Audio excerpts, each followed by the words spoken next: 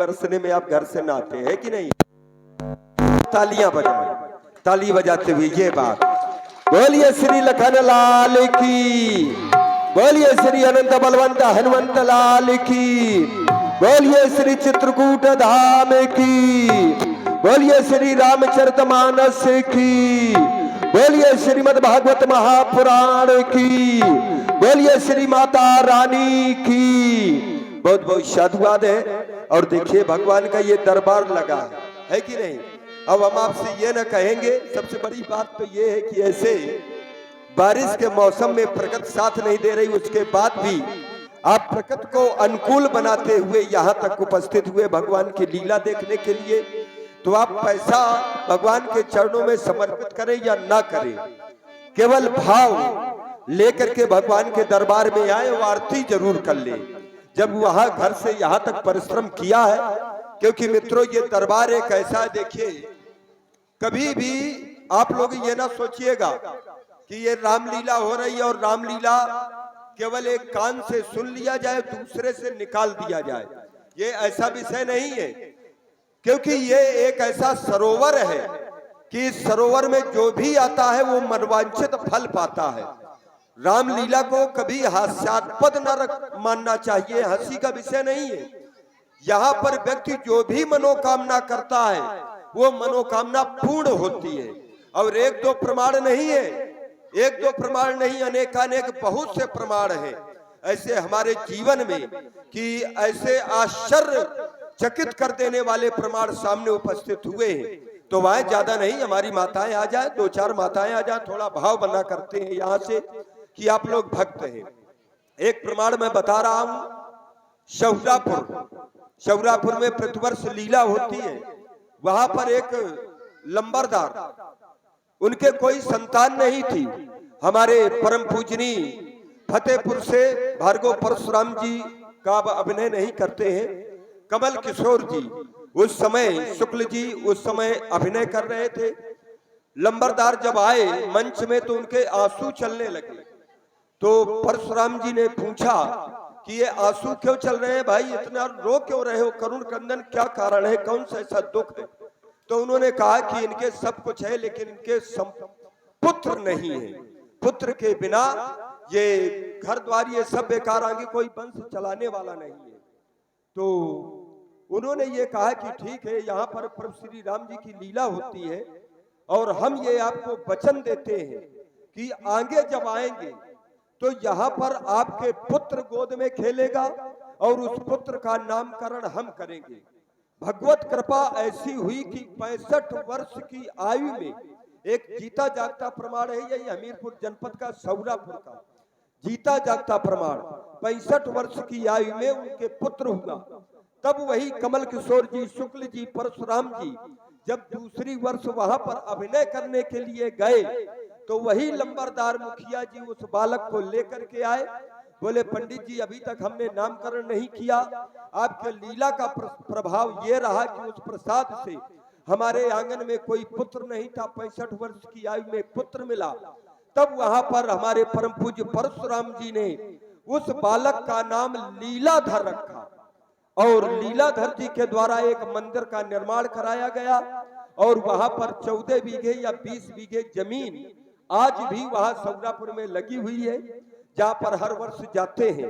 तो कहने का मेरे भाव ये है कि व्यक्ति जब यत्र तत्र हर जगह से परेशान हो जाता है तो केवल भगवान की ही एक शरण ऐसी है कि वहां पर व्यक्ति का कल्याण होता है। तो आए, ज्यादा नहीं, एक दो आ जाए। ये हमने एक कथा नहीं, उपन्यास नहीं सुना, ये जीवन की सत्य घटना है कि राम जी की लीला को कभी हास्यास्पद और एक कान से सुन करके दूसरे कान से निकालने का विषय ना समझे। मानो तो गंगा जल हूं और नहीं हूं बहता पानी। तो एक दो लोग आ जाए आकर के भगवान के, हम ये नहीं कहते कि पैसा लेकर के आए, क्योंकि दाता एक राम भिखारी सारी दुनिया। और पंडित जी हम कारण एक ये कि हमें धर्म के ठेकेदार, हमारा काम है भगवान से जोड़ने का आप सभी को। अगर भगवान से जोड़ ना पाए तो निश्चित है हमारी गुणवत्ता में न्यूनता होगी और इसी बात का हम पैसा भी लेते हैं। वास्तव में बात यही है कि पैसा भी समिति के द्वारा साल भर कार्यक्रम करते हैं, पैसा लेते हैं केवल इसी बात का ताकि आप सब लोगों को हम भगवान से जोड़ सके। तो हृदय से बहुत बहुत साधुवाद है। तो लीजिए एक दो मिनट की हम चाहते हैं कि प्रस्तुत, और जिन्हें भी देखिए रामई केवल प्रेम प्यारा, स्वयं में लक्ष्मीपति है, लेकिन जो भी ये भगवान का दिया हुआ शरीर है सुरक्षित है। जब कुछ नहीं है तो तेरा तुझको अर्पण क्या लागे, मेरा यही भाव लेकर के आए। और जो भी भगवान के दरबार में आता है मनवांछित फल भी पाता है। हृदय से साधुवाद है। देखिए इन बच्चियों को, इनके जीवन में हम मंगल की कामना करते हैं। और देखिए ये निश्चित है घर के बूढ़े बुजुर्ग यदि प्रातः काल उठ करके यहाँ पर ये जो आयोजन होता है महासाधना महोत्सव के अंतर्गत, ये एक संस्कार देने के लिए आयोजन हुआ करते हैं। घर के बूढ़े बुजुर्ग यदि प्रातः काल उठ करके स्नान करके 2 अगरबत्ती लगाते होंगे तो ये बच्चों को बताना और सिखाना नहीं पड़ेगा, अपने आप ये गुण आ जाएंगे।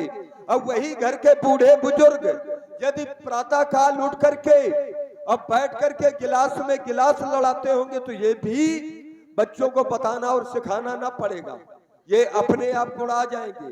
तो अच्छे गुण स्वयं डाले और समाज में भी अच्छे गुण पड़े। हृदय से बहुत बहुत साधुवाद है। तो लीजिए हृदय से साधुवाद। देखिए इन भक्तों को, कम से कम हमारे परम पूज्य शास्त्री जी यहाँ तक आए। देखिए एक बात और है, मैं बुलंदशहर गया। बुलंदशहर होता यह है पंडित जी, ये कभी कभी आ जाता है इस लीला जगत में सत्य घटना, तो मुझे समाज के बीच में प्रदर्शित करना पड़ता है कि अपने बच्चे को शिक्षा आप कितनी भी दे दे, अगर संस्कार नहीं है तो वो कहीं ना कहीं उपहास का पात्र बनता है। बुलंदशहर में हमारे पुलिस अधीक्षक महोदय एक बहुत बड़ा पद होता है, IPS रंग को होती है। तो समिति ने उनको आरती करने के लिए वहां पर बुलाया। सुनते जाना कहानी, आरती करने के लिए बुलाया और जैसे ही उनके हाथ में आरती की थाली गई हमारे पुलिस अधीक्षक महोदय जी के, तो उनके हाथ कपने लगे। अब हाथ कपने लगे, हम खड़े थे, हमने तुरंत उनके हाथ से थाली ले ली। थाली लेने के बाद उन्होंने तिलक किया और चले गए। उसके बाद उन्होंने संकेत से, क्योंकि इतने बड़े अधिकारी थे, फोर्स के साथ में आए थे, लेकिन उन्होंने हमको संकेत किया। हम पहुंचे, बोले पंडित जी, हमने कहा बताइए। उन्होंने परिचय लिया, बोले जानते हो हमारे हाथ क्यों कपने लगे? हमने कहा क्यों? बोले हम दिल्ली में, हमारे पिताश्री ने हमको दिल्ली में डाल दिया शुरू से हॉस्टल में, लेकिन जब निकले हम तो वहां पर हम इस रैंक में होकर के निकले। कभी हमने मंदिर में जाकर के पिताजी के साथ में 2 अगरबत्ती नहीं लगाई। अब आपने हमको थाली दे दी, तो हम वहां पर ये सोचने लगे कि हम आरती करें तो बाएं से दाएं करें कि दाएं से बाएं करें। का इस वहां में हम जो है कांपने लगे। कभी समाज के बीच में इस तरह की स्थिति नहीं आई, अब इतनी बड़ी भीड़ में। तो हमें उस दिन एक बात याद आ गई। हमने कहा सर, हमने कहा इसमें आपका दोष नहीं, ये माता पिता का दोष है।